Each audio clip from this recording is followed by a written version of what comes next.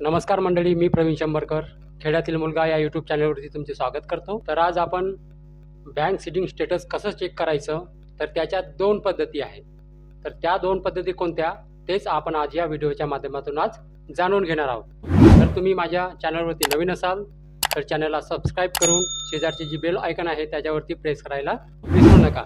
तर चला मंडळी, व्हिडिओ न लांबवता आपण व्हिडिओला सुरुवात करूया। तर जाणूया पहिली पद्धत। तरी मी तुम्हाला सर्वात आधी पहिली पद्धत सांगत आहे। ती या प्रकारे आहे की आपल्याला गुगल क्रोमवरती जायचं आहे। तिथे गेल्यानंतर आपल्याला सर्च बारमध्ये टाईप करायचं आहे माय आधार.gov.in अशा प्रकारे आपल्याला सर्च करायचं आहे। सर्च केल्यानंतर बघा मंडळी, आपल्याला इथे पहिली वेबसाईट आहे दिसत आहे, याच्यावरती आपल्याला क्लिक करायचं आहे। इथे क्लिक केल्यानंतर मंडळी मग आपल्यासमोर असा पेज ओपन होईल।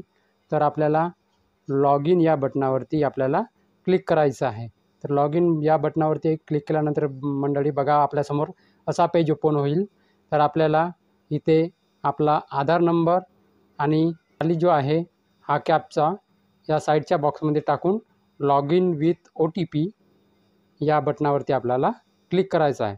पण लक्षात असू द्या मंडळी, आपल्याला आधार कार्डला सर्वात आधी मोबाईल नंबर लिंक करून घ्या CSC सेंटरमध्ये जाऊन, कारण आधार कार्डला मोबाईल नंबर लिंक असेल तर त्या नंबरवरती OTP जातो। ठीक आहे।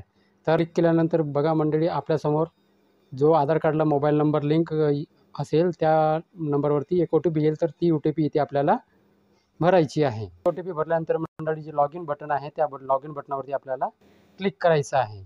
त्याच्यानंतर आपल्यासमोर असा पेज ओपन होईल। तर आपल्याला खाली यायचं आहे। खाली आल्यानंतर बघा इथे आपल्याला बँक सीडिंग स्टेटस आहे, याच्यावरती आपल्याला क्लिक करायचं आहे। तिथे क्लिक केल्यानंतर बघा मंडळी अशा प्रकारे आपल्यासमोर पेज ओपन होईल।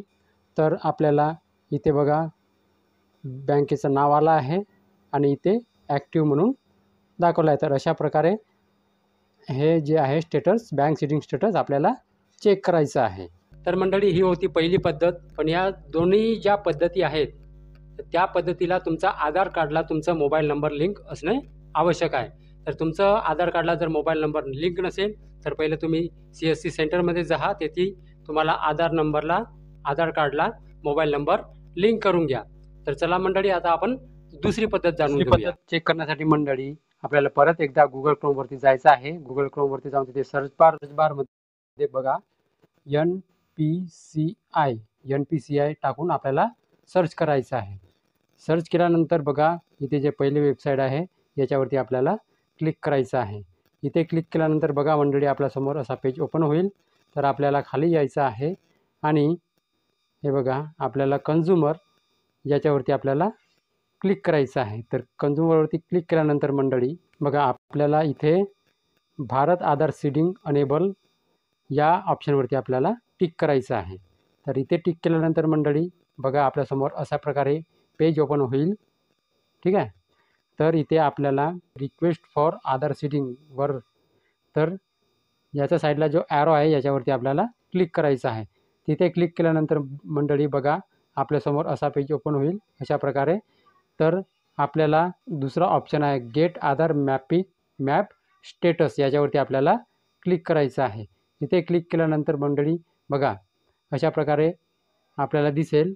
तर आपल्याला इथे आधार नंबर आपल्याला टाईप करायचा आहे आणि हा जो कॅप्चा आहे या बॉक्समध्ये आपल्याला टाईप करायचा आहे आणि चेक स्टेटस याच्यावरती क्लिक करायचं आहे। तर इथे पण आधार नंबर टाकल्यानंतर आपल्याला OTP येईलच। ठीक आहे। तर आपल्याला आधार नंबरला OTP असणं, मोबाईल नंबर लिंक असणं आवश्यक आहे। तर आपण आधार नंबर आणि कॅप्चा टाकून आपण चेक करूया। बघू शकता मंडळी, त्याच्यानंतर चेक स्टेटसवर क्लिक केल्यानंतर आपल्यासमोर असा पेज ओपन होतो। तर आपल्यासमोर इथे आपल्याला OTP जे आलेले आहे तो इथे टाकून आपल्याला सबमिट या बटनावरती आपल्याला क्लिक करायचं आहे। सबमिट या बटनावरती क्लिक केल्यानंतर बघा मंडळी अशा प्रकारे आपल्याला दिसेल। तर बघा इथे आपला आधार नंबरचे शेवटचे जे 4 अक्षर आहे आपल्याला इथे दिसणार आहे। त्याच्यानंतर खाली आहे बघा इथे खाली आहे मॅपिंग स्टेटस, बघा अनेबल फॉर DBT म्हणजे आपला अनेबल आहे। आणि खाली आल्यानंतर बघा मंडळी इथे आपल्याला बँकेचं जे नाव आहे बँक नेम आणि त्या साईडला आपलं बँकेचं नाव दिसेल।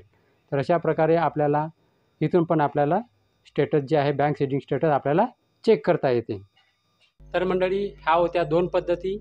या 2 पद्धतीपैकी तुम्ही कोणतीही एक पद्धत वापरून तुमचं जे आधार आहे, आधार सीडिंग बँकचं आहे किंवा नाही ॲक्टिव्ह, तर ते तुम्ही चेक करू शकता. तर तुम्हाला 2 पैकी कोणतीही एक पद्धत वापरायची आहे. तर मंडळी व्हिडिओ आवडल्यास व्हिडिओला एक लाईक करा आणि माझ्या चॅनलला सबस्क्राईब करायला विसरू नका.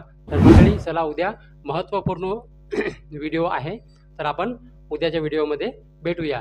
चला मंडळी, नमस्कार.